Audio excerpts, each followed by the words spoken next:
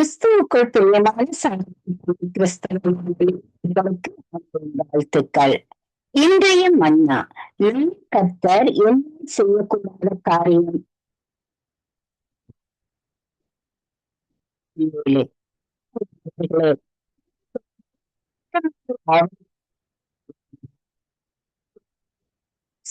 சிருஷ்டிக்கும் அவரே தேவன். கலங்கி கழிக்க வேண்டியதில்லை.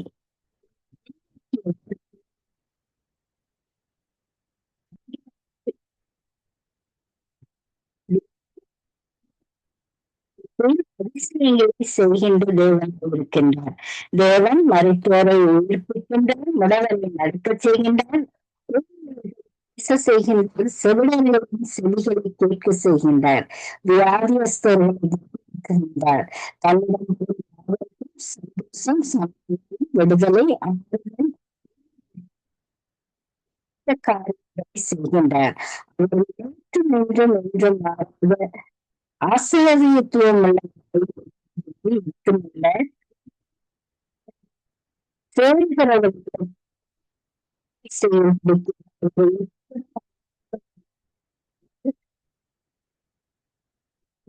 சிக்க வல்லங்களை செய்கிறவர்கள் இருக்கின்றனர். தேவன்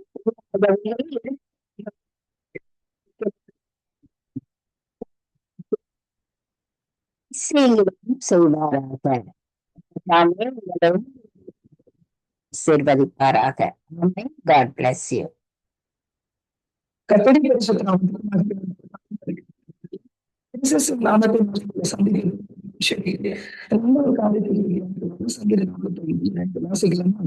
எல்லாம் அனுபவத்திலும் நீ மகா சௌகரியம் உள்ளவர். ஆசீர்வதிக்கிறார். ஆமென். ஹல்லேலூயா. கர்த்தருடைய என்ன பாட்டுன்னு பார்த்தா நேச பாட்டு இல்லைங்களா? முந்தைய நாளே வியத்தி புகழ்ந்து பாடுகிற பாட்டு. அப்ப ஆண்டவருக்கு இயேசு கிறிஸ்துவை பார்த்து பாடுகிற பாட்டு. இப்ப அவர் எல்லா அனுபவத்துறையும் மகா சௌந்தரியம் உள்ளவர் அப்படின்னா அழகு உள்ளவர். ஆண்டவருக்கு அழகு வர்ணிக்க முடியாது. உள்ளவர் 1000 சூரியன் பிரகாசம் உள்ளவர். அப்படிதான் வேதத்தில் சௌந்தரியம் பாட்டு சங்கீதக்காரன் சொல்றான். இன்னைக்கு கத்திரி பிள்ளைகளை ஆண்டவர் பார்த்து எப்படி புகழ்ந்து பாடுவீங்க, நீங்க அவர் என்னவா பாக்குறீங்க, உங்களுக்கு என்னவா தெரியுறாரு அப்படின்னு நீங்க பண்ணி பாருங்களேன். எல்லாருக்கும் இல்லைங்களா? ஒண்ணுமே இல்லாதப்ப எக்கவும் எல்லாமே நீங்க பார்த்துட்டு அப்படின்னு சொல்றாரு. அவர் எழுதுறான் சர்வ வல்லவர். வாழ்க்கையில எல்லாம் சும்மாடுவர் நம்ம நினைக்கிறோம். அப்ப இன்றைக்கு லைஃப்ல அவர் எப்படி இருக்காரு? சங்கீதக்காரன் சொல்லும் போது அவர் சௌந்தரியம் சொல்லிட்டான். ஆனா நீங்க என்ன சொல்றீங்க ஆண்டவர் பார்த்து அப்படின்னு யோசித்து பாருங்க. உங்களுடைய உடல்களில் அருள் இருக்கிறது. யாருடைய உடல் அப்படின்னா என்ன? தெய்வீகம் என்பது பதில். தெய்வீகம் இதெல்லாம் வச்சு குறிக்கிறது. உத்தரவு இது எல்லாமே தான். அப்ப அவருடைய உடல் பொழிகிறதுனா ஒரு தெய்வீகத்தை யாவே செபித்துக் கொண்டால்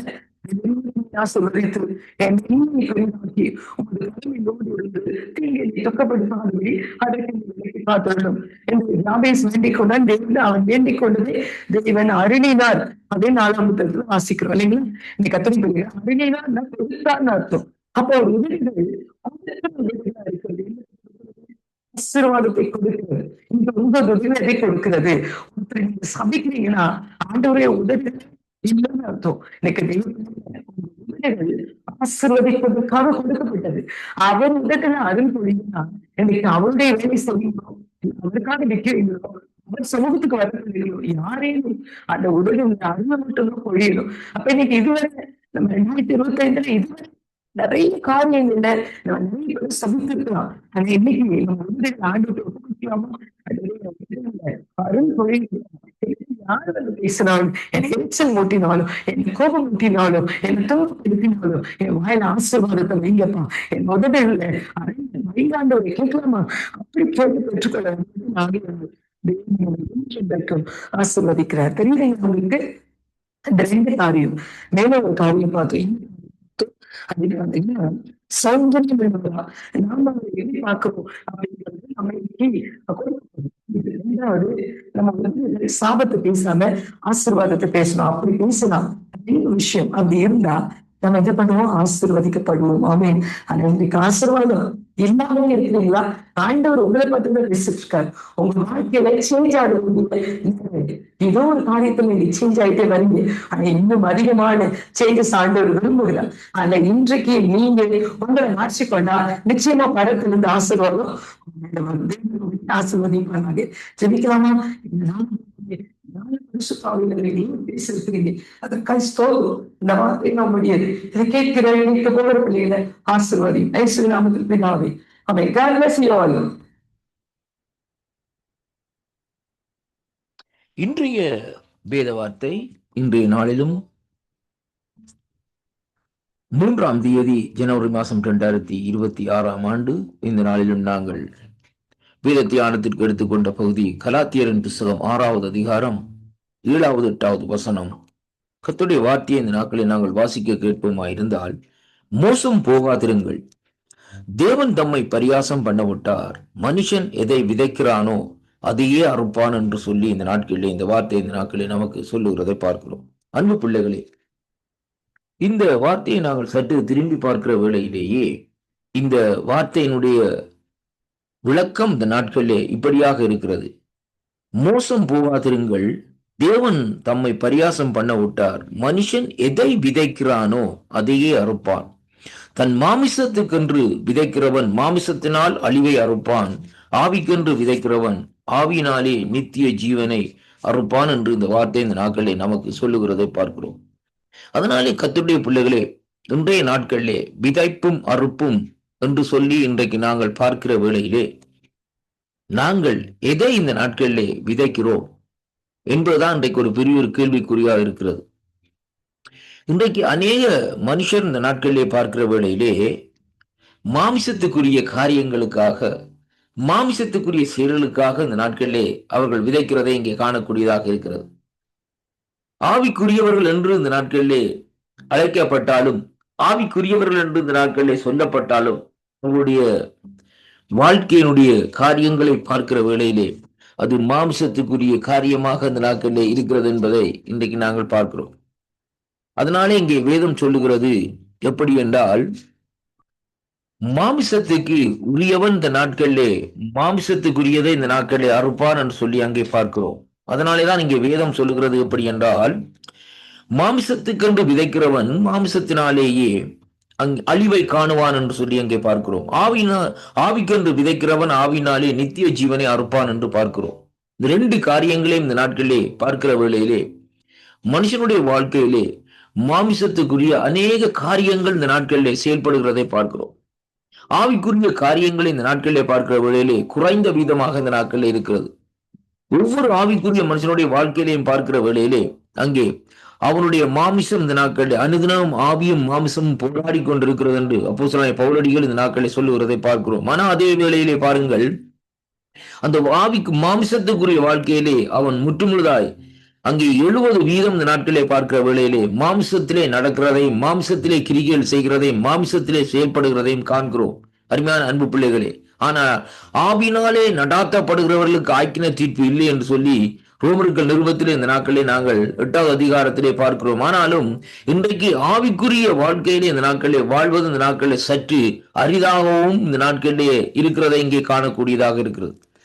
இன்றைக்கு ஒரு சிலர் தான் இன்றைக்கு கர்த்தருடைய காரியத்திலே பார்க்கிற வேளையிலே ஆண்டவருக்கென்று ஒப்பு கொடுத்து ஆவியிலே இந்த நாட்களில் நடக்கிறவர்களா இந்த நாட்களிலே இருக்கிறார்கள். அருமையான கர்த்தருடைய பிள்ளைகளே, ஏனென்றால் அவர்கள் நித்திய ஜீவனுக்காக ஓடிக்கொண்டிருக்கிறதை பார்க்கிறோம். கர்த்தர் நமக்கு அளித்த ஒரு அருமையான ஒரு வாக்குத்தத்தம் என்னவென்றால், நான் உங்களுக்கு நித்திய ஜீவனை அளிப்பேன் என்று. அப்படியானால் அந்த நித்திய ஜீவனை நாங்கள் பெற்றுக்கொள்ள வேண்டுமா இருந்தால் மாமிசத்தின் கிரியைகளை நாங்கள் இந்த நாட்களிலே ஒழித்துவிட வேண்டும். அருமையான அன்பு பிள்ளைகளே, பவுலடிகள் இந்த நாட்களிலே தெளிவாக இந்த நாட்களிலே சொல்லுகிறார், மாமிசமும் ஆவிக்கும் அனுதினமும் போராட்டம் இருக்கிறது. அந்த போராட்டத்தின்படியே தான் இந்த நாட்களிலே நம்முடைய வாழ்க்கை இந்த நாட்களிலே கட்டப்பட்டு வருகிறது. அதனாலே கர்த்தருடைய பிள்ளைகளே, இந்த நாட்களிலே நாங்கள் மாமிசத்துக்கு உரியவர்களாய் நடவாதபடி இந்த கடைசி காலத்திலே இந்த கலாத்தியரின் புஸ்தகத்தில் சொல்லப்பட்டது விதமாக ஆவியிலே நடக்கிறவர்களாய் இந்த நாட்களிலே இருப்போம். ஏனென்றால் வேதம் தெளிவாக சொல்லுகிறது, மனுஷன் எதை விதைக்கிறானோ அதையே அறுப்பான், தன் மாமிசத்துக்கென்று விதைக்கிறவன் தன் மாமிசத்தினால் அழிவை அறுப்பான், ஆவிக்கென்று விதைக்கிறவன் ஆவினாலே நித்திய ஜீவனை அறுப்பான் என்று சொல்லி இந்த நாட்களிலே பார்க்கிறோம். அன்பு பிள்ளைகளே, நித்திய ஜீவனை நாங்கள் இன்றைக்கு கண்டுகொள்ளவில்லை. காணப்படாத காரியமாக அந்த நாட்களில் இருக்கிறது. ஆனால் மாமிசத்தின் கிரியைகளை அனுதினம் இந்த நாட்களை நாங்கள் சந்திக்கிறோம். அனுதினம் இந்த மாமிசத்தின் கிரியைகளுக்குள்ளே இந்த நாட்களை நடந்து வருகிறோம். ஆனாலும் நித்திய ஜீவனை இந்த நாட்களில் அது காணப்படாதவர்களாக மறைக்கப்பட்ட காரியமாக இந்த நாட்களில் இருக்கிறது. அதனாலே அருமையான அன்பு பிள்ளைகளே, அங்கே நாங்கள் ஆவிக்குரியவர்களாய் இந்த நாட்களிலே நடப்போமா இருந்தால், வேதம் சொல்லுகிறபடி இந்த நாட்களிலே வேதத்தின்படி இந்த நாட்களிலே நித்திய ஜீவனை நாங்கள் அங்கே அறுக்கிறவர்களாய் இருப்போம். அருமையான அன்பு பிள்ளைகளே, அதனாலே இன்றைய நாட்களிலே நாங்கள் தீர்மானத்தை எடுப்போம். இந்த கலாத்தியர் 6:7-8 சொல்லப்பட்ட பிரகாரம் நாங்கள் ஆவிக்குரியவர்களாய் நடக்க நாங்கள் பழக்கிக் கொள்ளப்படுவோம். அப்பொழுது தேவன் நமக்கு ஒரு நித்திய ஜீவனை தருவார் என்ற ஒரு விசுவாசம் நமக்குள்ளே உருவாகும் என்பதை அங்கே காணக்கூடியதாக இருக்கிறது. அதனாலே நல்ல போராட்டத்தை போராடுவோம்.